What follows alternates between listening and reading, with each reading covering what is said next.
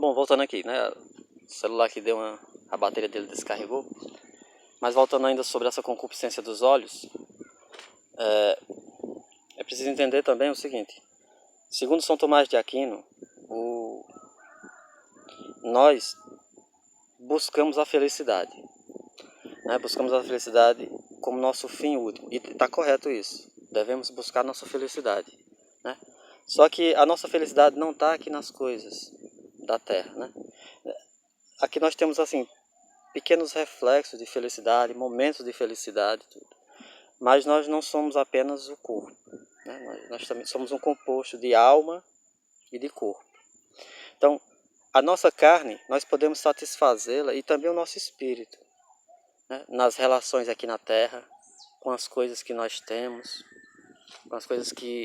com as músicas que ouvimos, né? Com a amizade, no matrimônio, realizando uma vocação. Tudo isso é motivo de felicidade para nós. Mas mesmo essas felicidades que são boas, que são lícitas, elas não são o nosso fim último, né? A verdadeira felicidade está em Deus. É a nossa união com Jesus Cristo. Né? É a eternidade junto de Deus. Essa é a verdadeira felicidade do homem. Né? E enquanto não a temos, nós vamos buscando essas felicidades aqui na Terra. Alguma satisfação, alguma felicidade, que não é errado. O problema existe quando nós colocamos a determinada coisa, determinada pessoa, determinado bem, determinado objeto, como sendo ele a razão final da nossa felicidade. Né? Então nós corremos o risco de nos apegarmos a esse bem, a essa pessoa, a essas coisas, e buscar nessas coisas a verdadeira e última felicidade da nossa vida. Né? É aí onde São Paulo vai falar isso aí, vai chamar isso aí de idolatria. Né? Porque o fim último da nossa vida é Deus. Quando nós colocamos outra coisa como isso, né, nós cometemos uma idolatria.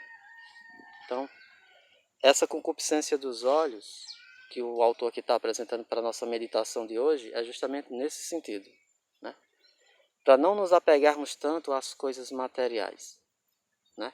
Elas existem e nos servem, mas é somente isso.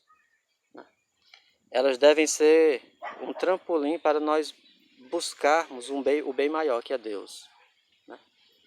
Ele vai na frente também falar um pouco sobre uma outra faceta dessa concupiscência dos olhos, que é não somente o acumular riquezas, como a gente estava falando, né? Mas é o acumular conhecimentos, né? Que a gente pode chamar de curiosidade.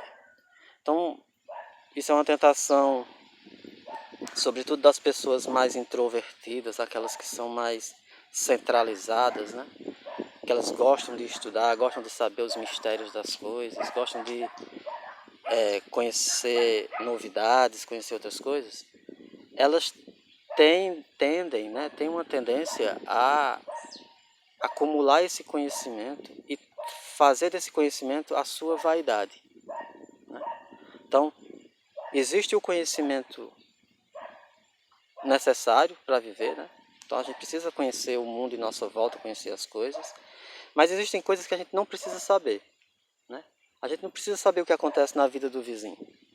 A gente não precisa saber o que acontece na vida de um personagem famoso, de uma celebridade. Não precisa saber. Né? E o mundo de hoje está carregado dessas coisas. Né? Nós abrimos o YouTube, abrimos uma TV, só o que tem lá é comentário do que o artista comeu, o que o artista bebeu, o que ele botou no cabelo, a roupa que ele vestiu, a briga com quem ele teve. Quer dizer, são coisas vãs que não vão acrescentar em nada em nossa vida. Mas existe em algumas pessoas aquela avidez em querer saber disso aí. Né? E isso é vaidade. Né? E isso é concupiscência. É uma concupiscência mais espiritual, porque não atinge diretamente o material, né? Não é acumulando coisas, objetos, dinheiro, nada disso. Mas é acumulando informações, acumulando que no dizer do autor aqui, né, ciência, né, o conhecimento dessas coisas, né? No popular mesmo, na linguagem bem popular, né, é aquela fofoquice, né, aquela coisa de querer saber os fuxicos e as coisas, né? Devemos fugir disso, né? Isso também é vaidade, né? Aí por fim ele vai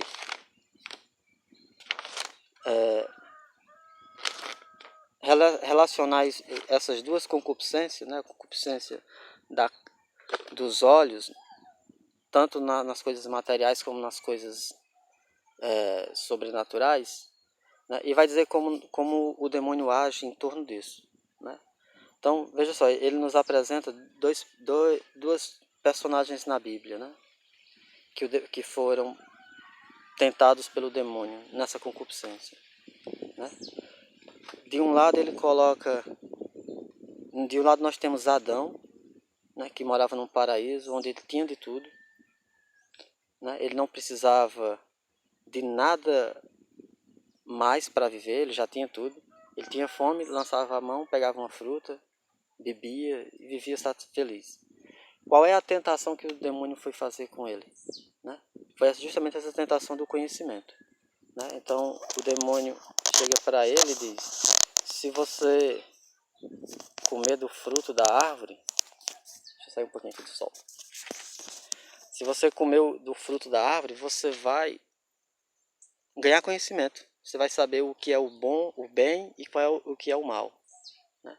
Então ele cutucou justamente nessa veia dessa concupiscência, de querer conhecer as coisas, né? Conhecer os mistérios, sondar os desígnios de Deus, né? Muitas vezes a gente se pergunta assim, na questão do mal, por exemplo, né?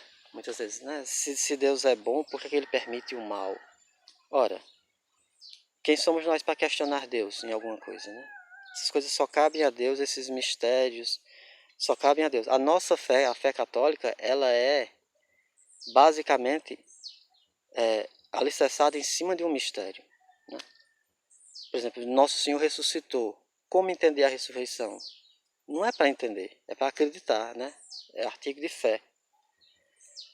Como é a Santíssima Trindade? Como é que Deus pode ser ao mesmo tempo três pessoas e ao mesmo tempo ser um único Deus, né? Isso não é para compreender, né? Isso é um mistério, né? A igreja fala, né, os mistérios da fé. A Eucaristia e a encarnação do Verbo de Deus, a Santíssima Trindade, né? Então, o demônio foi justamente aí, em Adão. Como ele já tinha todas as coisas, aí o demônio disse, não vou tentá-lo nisso. Ele não tem nada para que queira acumular. Vou tentar na curiosidade, né? No querer ser sábio à vista de todos. A outra personagem que ele tentou nessa concupiscência foi Nosso Senhor Jesus Cristo. Só que de maneira contrária, né? No deserto, depois de jejuar 40 dias, Nosso Senhor tinha a privação de tudo. Nosso Senhor não tinha nada, né? Não tinha a comida, não tinha a água para beber, não tinha nada.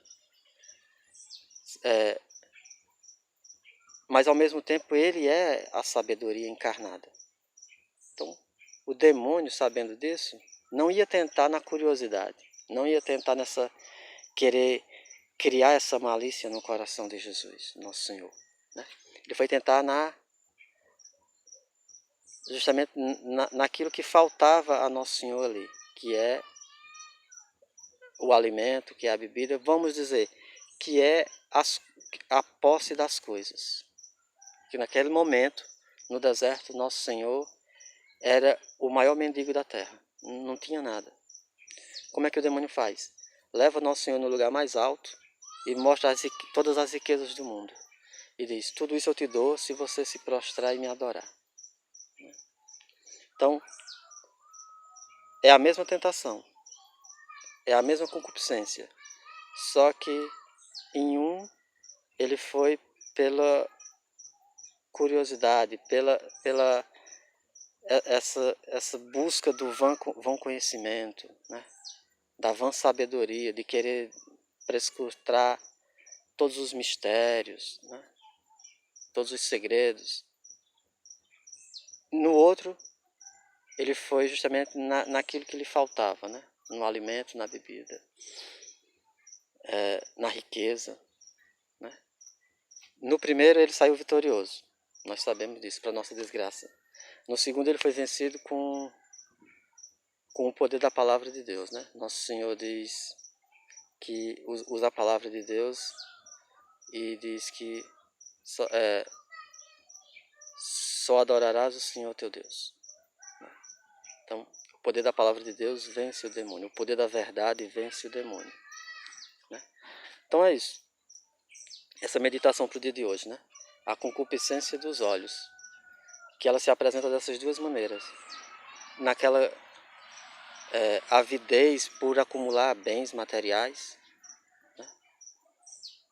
Não somente o acumular os bens materiais, mas também o cuidar exageradamente da nossa aparência para nos parecermos mais do que o que somos, né? Aquela vaidade corporal também, física, de querer demonstrar algo assim, de uma forma mais superior, né? Vamos dizer assim, mais bonito, o mais elegante, o mais vistoso. Perigo aí, essa tentação. O outro lado dessa tentação é a tentação da vaidade espiritual, intelectual, né? Então, de me mostrar sábio, de querer o conhecimento, essas coisas todas, né? De querer saber tintim por tintim o que acontece na vida de fulano e de cicrano, né? Então, essa concupiscência, ela é a segunda causa da corrupção do mundo, né? Por fim, ele nos propõe duas leituras, a leitura do Evangelho, né? Vai estar lá em São Mateus, no capítulo 5, sobre a pregação de Nosso Senhor, né? do Sermão da Montanha, onde Nosso Senhor vai apresentar a lei eterna de Deus, né? Então, é bem conhecido. O segundo está no livro da Imitação de Cristo, esse livro aqui, né? Que ele tem algumas coisas que eu queria ver aqui, rapidinho. É no capítulo 3, né, que ele apresenta. Que ele diz assim: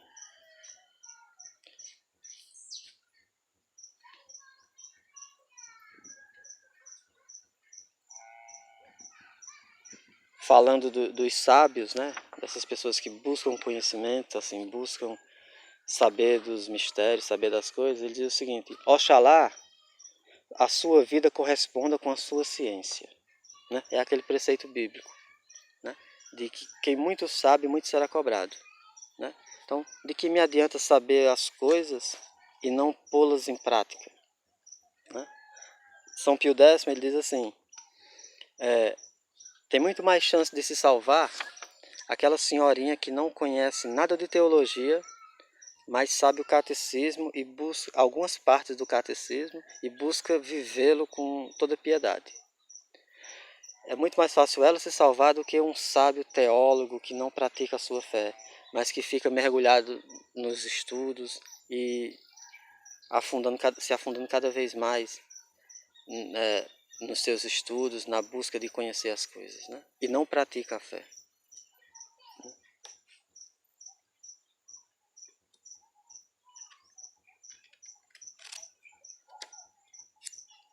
Então, assim, eu vou postar no grupo esse texto da Imitação de Cristo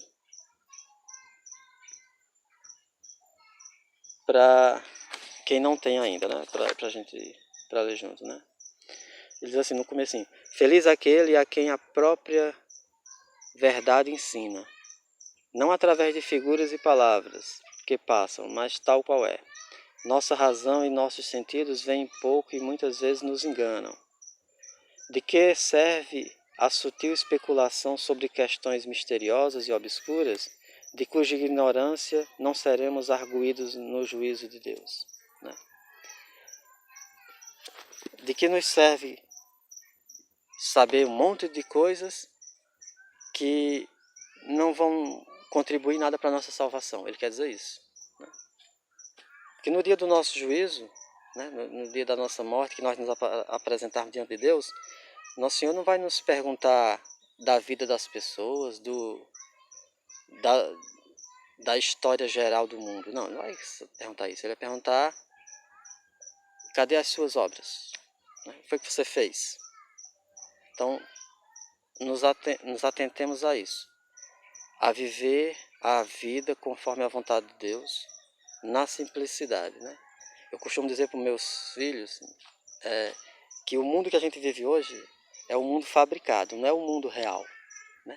Então, o que ensino nas escolas, o que passa na TV, o que somos cobrados para fazer e para viver, não é real, né? Deus não nos criou para isso, né? Esse mundo moderno, sobretudo de 300 anos para cá, ele foi projetado, idealizado para ser um mundo apartado de Deus. Um mundo que não leva em conta, né, a lei de Deus, nem a própria existência de Deus, né? Então nos afastemos dessas coisas, busquemos o mais possível nos aproximarmos de Deus com o auxílio de Nossa Senhora, né? Que essa consagração nos sirva para isso, para buscarmos essa união com Nosso Senhor da maneira mais perfeita, da maneira mais santificante para nós, né? Então, assim, que Deus nos abençoe e até o nosso próximo encontro.